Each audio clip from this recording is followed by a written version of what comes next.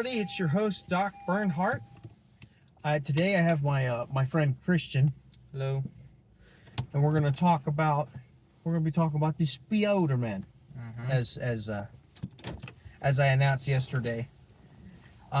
So what can we say about Spider-Man? It was my basically childhood hero since I was 5 years old. Right? Yeah. Same with me. And yeah, what made me interested about Spider-Man was the Tobey Maguire movies. For me. Right. I agree. I differ a little bit because I've watched Spider-Man since that age as well, but I also watched the old 90s reruns of the old cartoon with the Spider-Man. That old theme song. That was my favorite growing up. And specifically, I do remember owning like a Spider-Man Tobey Maguire book that had those buttons that had stickers on them where you pressed it, it would make a sound on them. It was like or something like that. Yeah, no, I had the PlayStation 3 game. Oh, was it Spider-Man 3? Yeah. Oh yeah. no. Because oh no. but for me it was nice because I mean, when you're a little kid, you're not gonna really care about quality. Like, you're playing a Spider-Man game. It's gonna be fun. I think my first Spider-Man game was, Friend or Foe for the Wii. It was still technically Tobey Maguire because it had that style. Oh, okay. But it was like kind of more animated and cartoony. They also had like you could play as the villains as well in the story. So like player one can also switch between like regular Spider-Man and, ironically enough, Black Suit Spider-Man. And I distinctively remember playing as Spider-Man most of the time. But I also wanted to try out some of the other villains. Like they had Dr. Octopus as well, the Green Goblin, and it was interesting. I don't remember a whole lot about it, but I do remember playing on the Wii a lot. Other than like the wrestling game, I played with my cousins a lot. Yeah. Now I want to bring this question up, and it's kind of just for the both of us, I guess. Ooh, good driving. So, what was the story that really stuck out to you when you watched Spider-Man? Throughout the years, what was the one story you connected with a lot? Well, I was mainly like hooked on the movies more than anything else because yes, like I'm Italian. I'm from Italy. In Italy, they don't. I feel like comics are not as popular as here, but at least they weren't where I was a kid. There was just certain ones like Tex. I don't know if they have it here, and another comic about like thrillers, things like that. But and Mickey Mouse. I see. Yeah, but I really liked the Maguire movies, and my favorite was Spider-Man 3 ultimately, but I think the one that stuck out the most was Spider-Man 2, which is I think that's like a lot of people's favorite. Yeah, Spider-Man 2 was the one where things started going wrong. It loses its powers, things like that. And Trying to adjust so the camera. like I like it because I can relate it to it a lot based on the fact that There we go. When you think that you got it all together, but then something happens and you realize that everything that you based your life upon is actually not a good foundation. That's pretty good. And he was relying a lot on his Spider-Man side of it, and rather than his Peter Parker side. Yeah. Right. and with the, I think it's interesting because it does relate to a lot of what real life is. A lot of the time, sometimes when you lose your way, you end up just feeling a certain way about things. Like, I just don't want to do this anymore. I don't want to be this anymore. And especially when it's like, especially when it comes to something that's important to your life, especially when it comes to Spider-Man. Him being Spider-Man is an important thing.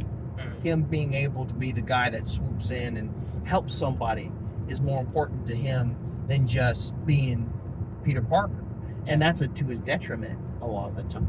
Yeah. And it's like unfortunately, he can't save everybody. I mean, look what happened to Harry. Harry ended up becoming more and more of a very bitter and angry person because of what happened between him and between Spider-Man and his father. And then on top of finding out his best friend is Spider-Man in the second film, after the Doctor Octopus. Yeah, that's true. Which is very strange. Excuse me. Very interesting because it just has this wonderful storytelling element of how Harry becomes, well, as we know, as the Hobgoblin in Spider-Man 3. Although I think and I want to talk about this part a little bit. Harry as the Hobgoblin, bro, he was a menace. Yeah. And he's just, I remember that stupid, distinctive James Franco smile he had. It's like, this is really good apple pie. I'm like, shut the frick up. You trying to rizz up Mary Jane. Although, I gotta say this, and I never really noticed this before, and you could agree with me or not, but I think this version of Mary Jane sucks. Yeah. Genuinely. Me too. It just gave me, I don't know. She was not a very pleasant character. No. Because she will always complain about something. Right. She was never happy.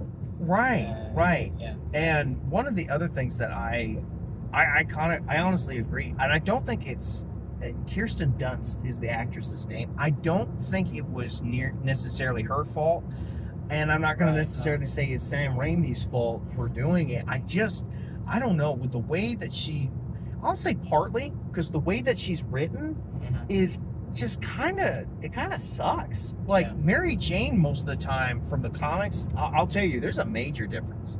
She was they call her the girl next door kind of trope.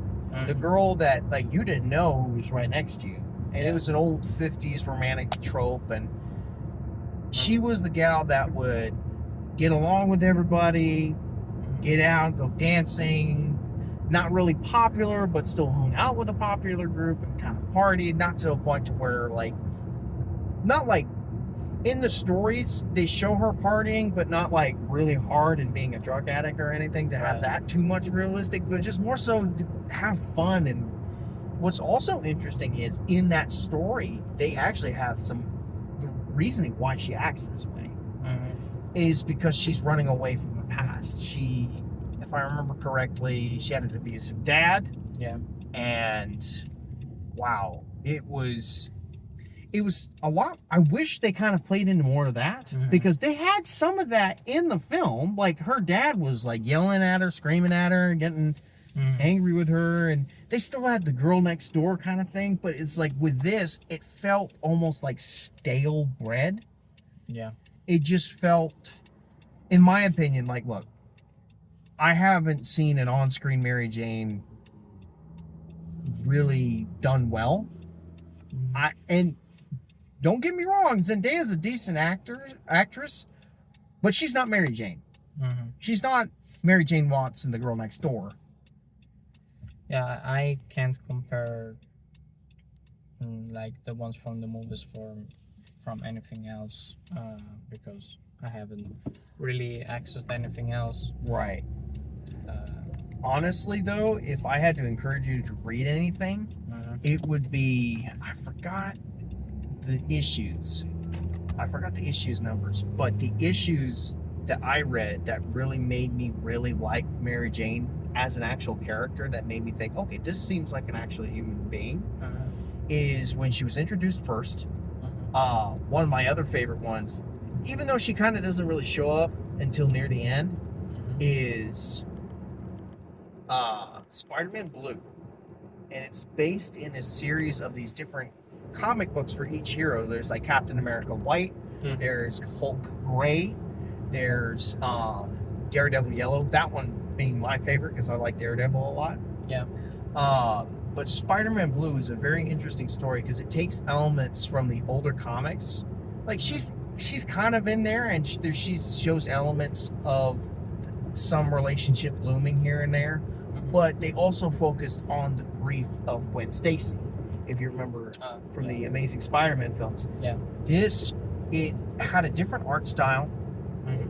It showed Gwen Stacy with a little bit more personality because a lot of people back then couldn't really grow attached to her because she didn't really have much of a personality other than like she was a good student, Yeah.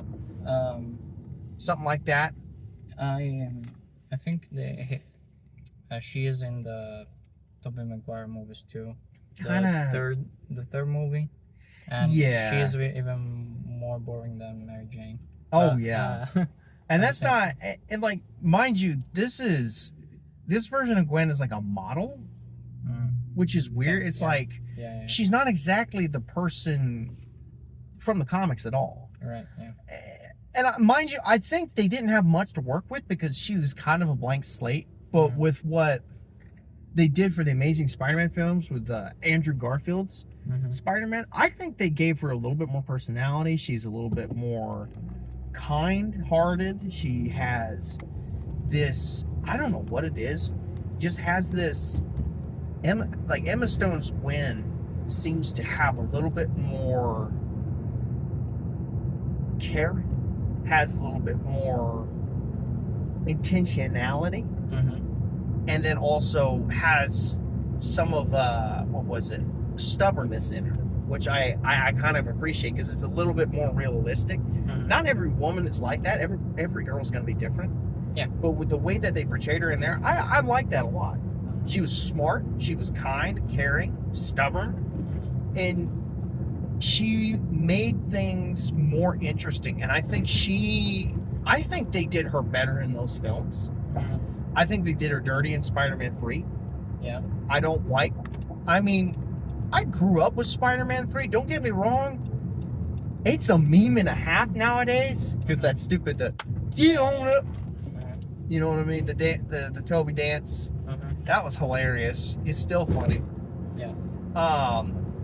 But and the black suits design was great. I liked it. How the fact it didn't really necessarily change too much. Yeah.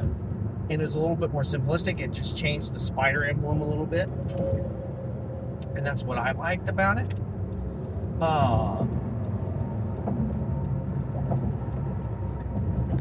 One second, he's just trying to get over in the lane. I'm currently on the highway right now.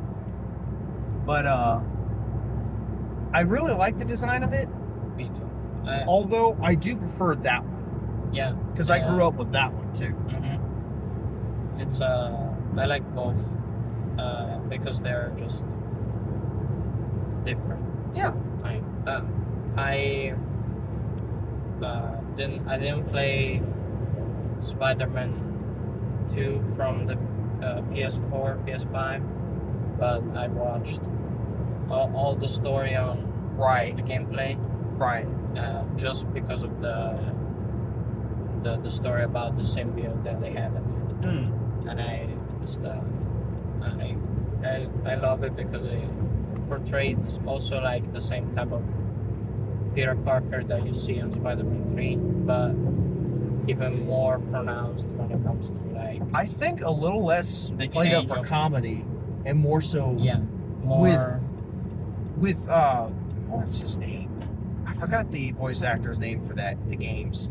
They played it up as in like it is actually alive. It is actually something that drains you. yes. It actually takes away from you. Mhm. And it's very interesting how they play that duality of like, okay, here's Peter then Mhm. and here's Peter now. Yeah, that's what I was gonna say. Like you can't really notice the difference of what's going on there. And it's very And it's interesting. very obvious too, like the fact that he just decides to not care about his friend's cancer, I think it was, Right. and just because he had to do Spider-Man things and show that he's strong and this and that. Right. And, I do also like the fact that they had Mary Jane in it. Mhm. She, Yeah, the second part in there, with all this, like where you have to fight Mary Jane with the symbiote. that's actually really interesting. It's interesting. For me, it was a little too much.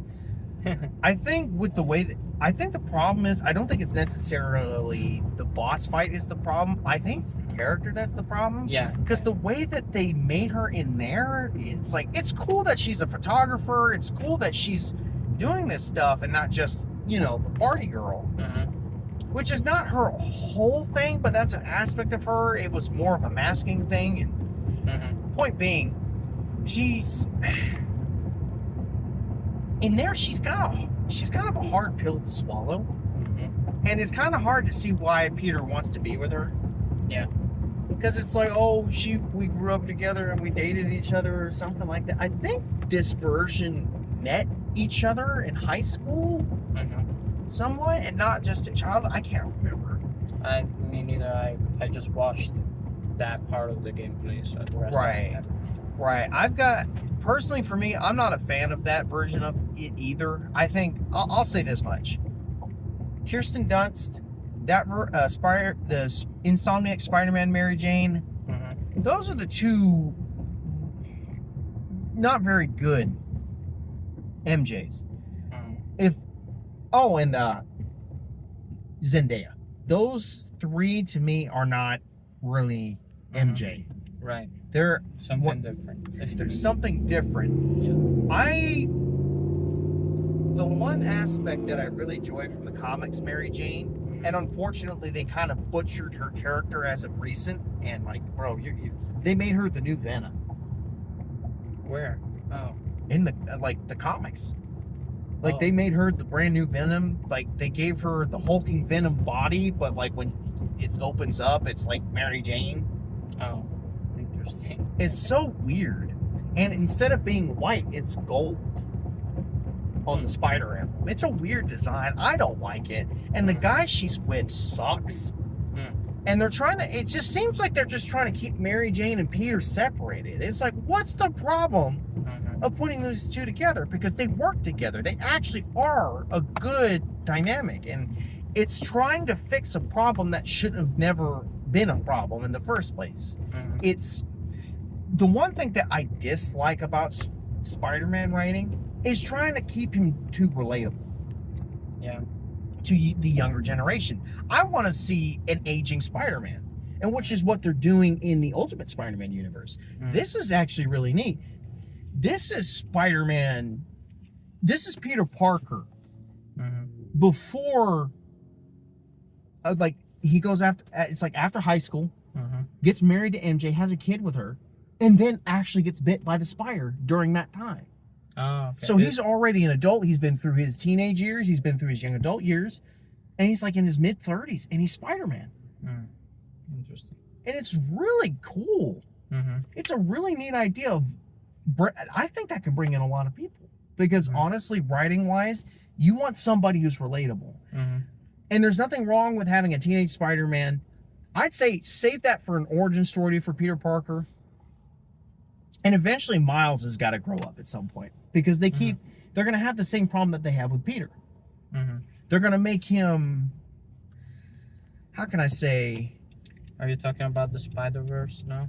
Kind of not. Because the comics actually bring Miles from the Ultimate Universe. Like, to kind of explain, the main 616 universe from the comics is now combined with the Ultimates universe. Mm. And it's kind of hard to explain, but you know how comic books are. They've got some weird comic plots. But anyway, Yeah. to kind of hurry things along, wrap things up. Is that it right there? Yeah. They have Poke here? Holy crap, they got poke here. Let's go. Okay. Anyway, apologies. We're gonna eat lunch in just a second. Honestly, what I hope for the future, and actually, I'm gonna ask this: what is your hope for the future of Spider-Man, like stories? What do you want to see? I want it to go back to its roots of just you know, the guy that has all kinds of problems like every other normal person guy, and learns from them, grows from them. Because whether you are in your 30s or you're in your Mid teenage 20s. years, you always learn, you always grow. Right. And so just to show that human side of him more. Right. And right. I think that's what they're gonna do with the new Brand New Day. Brand New Day. I And think so, that yeah, I hope, that's why a lot of people couldn't relate to Tom Holland. Yeah. Because he just didn't have that kid learning how to be an adult, and then on top of being a superhero. And there's consequences to doing that, and I that's one of my favorite aspects as well. Yeah. Is seeing the consequences of it. But what I hope to see personally for myself, I hope to see a better version of MJ at some point. Because I want to see the version of MJ that I see in the comics. It's the kind, caring, loving person that she can be. Another thing that I want to see personally is have Peter Parker grow up. Like, have him grow up, finally get married to MJ, have a kid in the main line thing. Having to learn to balance that. Because, look, a lot of people are going to relate to learning how to be a parent. I would love to see that. I'd love to see that. And you see aspects of it, like you mentioned in Spider-Verse, he's learning to be a dad, and he's enjoying being a dad and middle-aged, and is married to MJ. I want to see that for the regular Peter Parker. Yeah. Now, mind you, there'll have its issues, of course, but it's like, if they can write it well and it makes sense, let it happen. Yeah. And one other thing that I hope is that they tell more interesting stories, that it doesn't get stale, that it doesn't need drama, it doesn't need girl drama, it doesn't need the ridiculous storylines with another man in MJ's life. I want that going. I want to enjoy Spider-Man. I want it to be real personally, which you want to see as well. And matter of fact, I'm going to ask this to you guys. What do you hope for the Spider-Man series, comic-wise, TV-wise, movie-wise? What do you want to see, even game-wise? Yeah. Comment down below what you want to see, and we'll get a conversation started. And thank you so much for watching. I look forward to doing a few more things with this gentleman here. And I will see you guys later. Bye. See ya.